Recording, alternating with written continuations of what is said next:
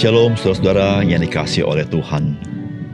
Saudara, firman Tuhan mengajarkan kepada kita supaya kita jangan menjadi serupa dengan dunia ini, tetapi kita diubahkan di dalam akal budi kita supaya kita mengenal kehendak Tuhan.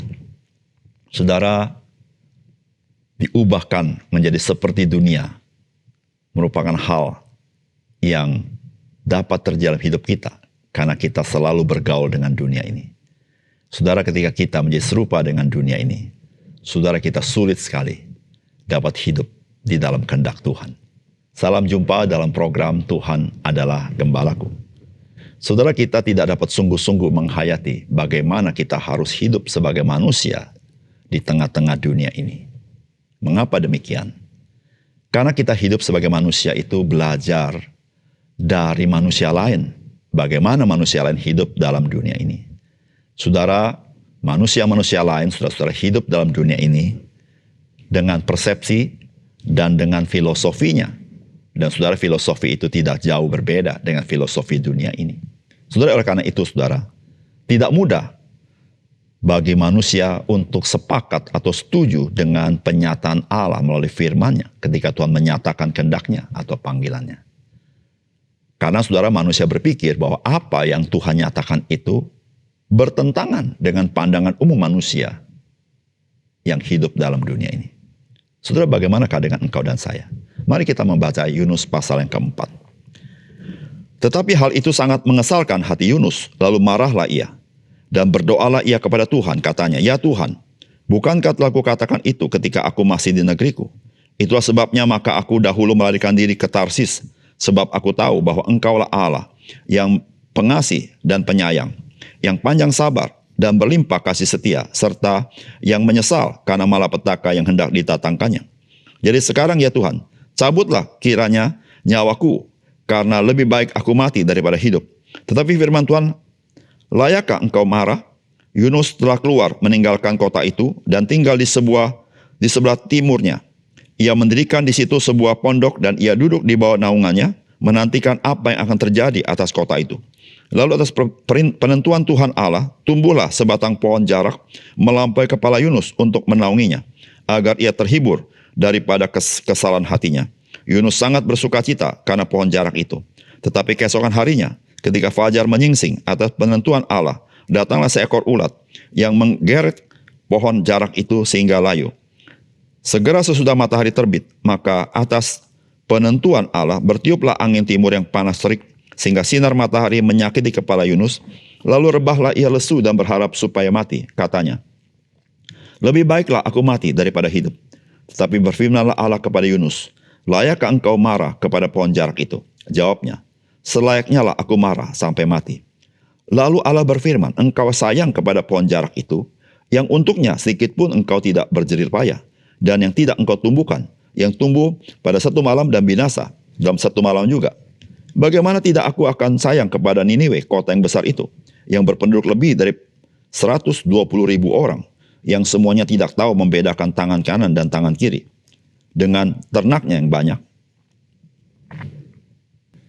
Saudara yang dikasihi oleh Tuhan, Yunus adalah seorang nabi Tuhan. Dan ia dipanggil Tuhan untuk menjadi juru bicara Tuhan kepada orang Niniwe. Saudara, Yunus menjadi juru bicara Tuhan, namun dia tidak setuju dengan sikap hati Tuhan. Saudara, Yunus mengenal Tuhan sungguh-sungguh. Itulah yang membuat dia tidak mau pergi ke Niniwe untuk menyampaikan kabar penghakiman bagi kota Niniwe.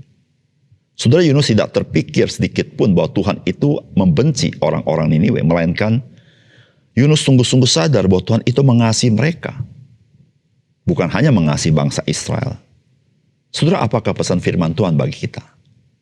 Yang pertama, kecaplah dan lihatlah betapa baiknya Tuhan itu. Saudara, firman Tuhan berkata begini, "Dan berdoalah ia kepada Tuhan," katanya, "Ya Tuhan, bukankah telah kukatakan itu ketika aku masih di negeriku? Itulah sebabnya maka aku dahulu melarikan diri ke Tarsis, sebab aku tahu bahwa engkaulah Allah yang pengasih dan penyayang, yang panjang sabar, berlimpah kasih setia, serta yang menyesal karena malapetaka yang hendak didatangkannya." Saudara, Yunus mengenal Tuhan. Tapi dia tidak setuju dengan apa yang Tuhan mau lakukan kepada Niniwe. Saudara, Yunus tahu bahwa berita penghakiman yang Tuhan berikan itu bukan lahir daripada kebencian Tuhan kepada orang-orang Niniwe. Saudara, Allah tidak membenci orang berdosa. Allah membenci dosa-dosanya. Tetapi Allah mengasihi orang berdosa. Dan Yesus berkata, aku datang bukan mencari orang benar, tetapi mencari orang berdosa. Saudara, Yunus tahu betul Allah yang ia kenal sebagaimana yang kita kenal, Allah yang seperti itu. Itulah yang dia katakan bahwa engkaulah Allah yang pengasih. Apa itu pengasih? Pengasih itu Allah yang murah hati. Allah yang penyayang. Apa itu penyayang? Allah yang berbelas kasihan. Allah yang panjang sabar. Apa artinya? Secara letterless itu artinya lambat marah. Saudara, Allah tidak serta-merta menghukum. Di situ Allah berbicara karena dia bermaksud untuk menyelamatkan. Lalu Yunus berkata, berlimpah kasih setia. Saudara, kasih setia Tuhan itu tidak pas-pasan. Dia melampaui dosa-dosa kita. Berapapun besar dosa kita, tapi kasih karunia Allah itu lebih besar daripada dosa-dosa kita. Itu yang dikatakan di dalam firman Tuhan. Kasih karunia Yesus Kristus jauh lebih besar daripada dosamu. Saudara, lalu Yesus berkata, ia menyesal karena malapetaka yang hendak dia datangkan. Saudara, menyesal bukan berarti dia salah mengambil keputusan. Tetapi peringatan akan malapetaka diberikan itu bersifat bersyarat. Dan syarat itu memberitahukan kepada kita bahwa Tuhan mengasihi kita. Jika engkau bertobat, engkau lepas daripada penghukuman Tuhan. Saudara yang dikasihi oleh Tuhan, apa yang firman Tuhan mau katakan kepada kita? Kecaplah dan lihatlah betapa baiknya Tuhan itu kepada kita. Oleh karena itu, saudara yang kasih dalam Tuhan, mari kita yang bijaksana, kita mengecap dan melihat kebaikan Tuhan itu. Kita mengalaminya dalam hidup kita. Saudara, kita jangan menjauh daripada Dia.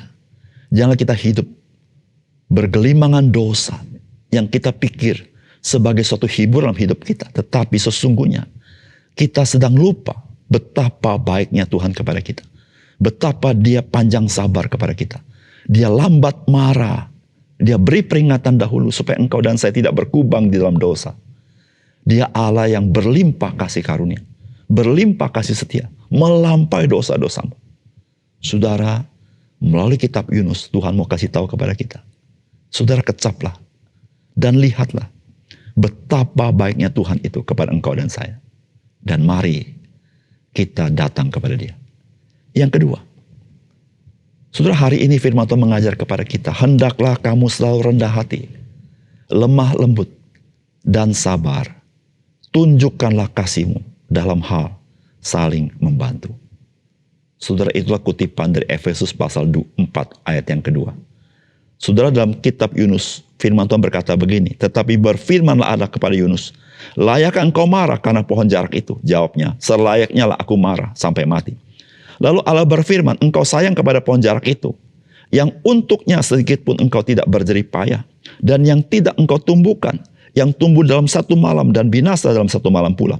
Bagaimana tidak aku akan sayang kepada Niniwe, kota yang besar itu, yang berpenduduk lebih dari 120.000 orang, yang semuanya tidak tahu membedakan tangan kanan dari tangan kiri, dengan ternaknya yang banyak. Saudara, pendidikan kepada Yunus tidak berakhir dengan dia boleh pergi ke kota Niniwe. Ternyata Yunus belum berubah. Dia tetap dalam kondisi marah. Apatah lagi Tuhan menyelamatkan kota Niniwe dari murkanya.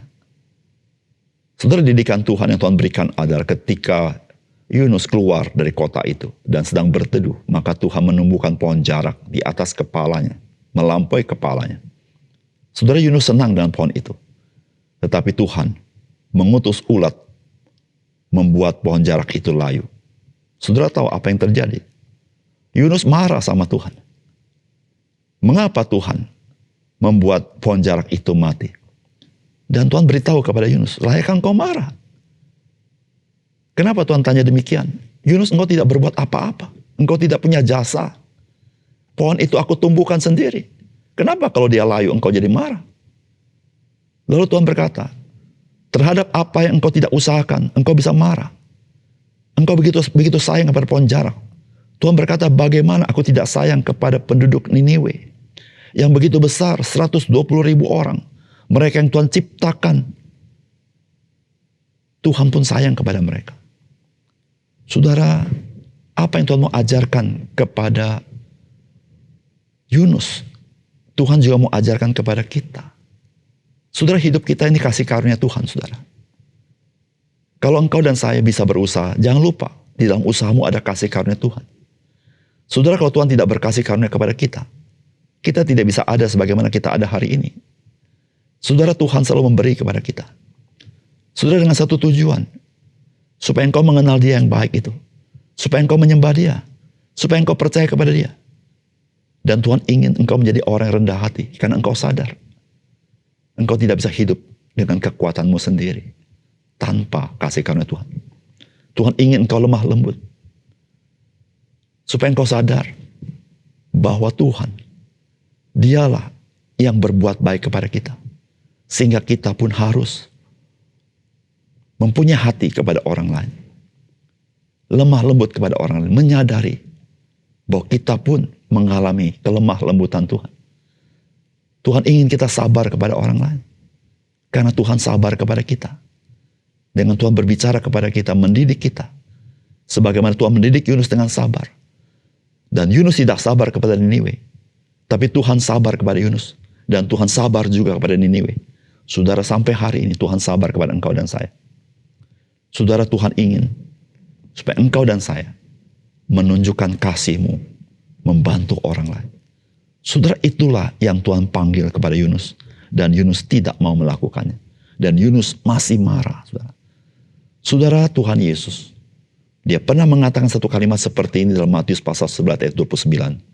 Pikulah kuk yang kupasang dan belajarlah padaku. Karena aku lemah lembut dan rendah hati, dan jiwamu akan mendapat ketenangan. Saudara, engkau dan saya sudah mengenal Yesus. Saudara, ketika Tuhan memanggil engkau, Dia memanggil engkau dengan lemah lembut dan rendah hati. Saudara, kita harus belajar bagaimana kita rendah hati, lemah lembut, bagaimana kita sabar, bagaimana kita menunjukkan kasih kita kepada Tuhan. Saudara, Yesus, Dia memanggil engkau dengan kelemah lembutan dan rendah hati. Saudara, supaya engkau boleh percaya kepadanya. Saudara, bijaksanalah kita. Ketika kita dalam hidup dalam dunia ini yang sementara ini, kita boleh mengenal Juru Selamat yang mencintai kita, yang mau menyelamatkan kita. Dia memanggil kita bukan dengan paksa, tapi Dia memanggil kita dengan lemah lembut. Dia memanggil kita dengan rendah hati. Karena Dia datang menjadi manusia, merendahkan diri, bahkan mati di kayu salib. Dia merendahkan dirinya untuk menjangkau engkau dan saya, orang berdosa, menebus engkau dan saya. Tapi Dia adalah Tuhan Allah itu sendiri. Dia bangkit pada hari ketiga dan hidup selama-lamanya. Dia adalah satu-satunya yang sanggup memberikan hidup yang kekal. Bukan karena jasamu, bukan karena kekuatan manusia, tapi semata-mata karena Kristus. Dia sudah bangkit dari antara mati. Dia sanggup memberikan hidup itu kepada engkau. Mari kita berdoa. Bapa surga, terima kasih untuk kebenaran firman-Mu. Menerangkan firman-Mu, jadikanlah kami orang yang percaya kepada Engkau. Jadikan kami orang percaya yang memiliki karakter seperti Engkau. Karena kami sendiri mengalami kelemah lembutan dan kerendah hatian Tuhan. Dan mengalami kasih Tuhan. Supaya kami juga hidup sebagaimana seperti Engkau ya Tuhan. Memiliki sifat-sifat-Mu ya Tuhan. Terima kasih Tuhan. Dalam nama Tuhan Yesus kami berdoa. Amin.